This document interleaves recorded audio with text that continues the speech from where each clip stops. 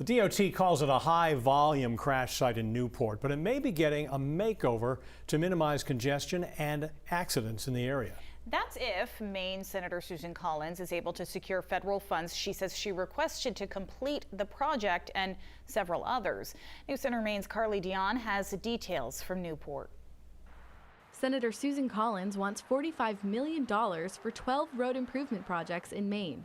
In Newport, $4 million would be used to reconfigure a busy intersection.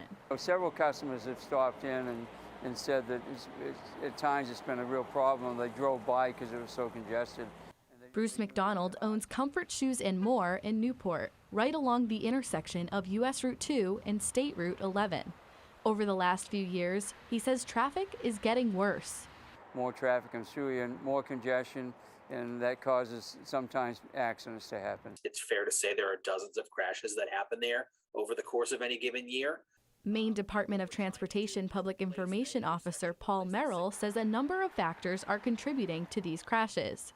I think it's human nature when you're sitting through a light rotation and you've seen it change from red to green a couple times and you're not moving too much, you're trying to find a different way around it. For some, a different way around it means cutting through Banks Road to get from one route to the other.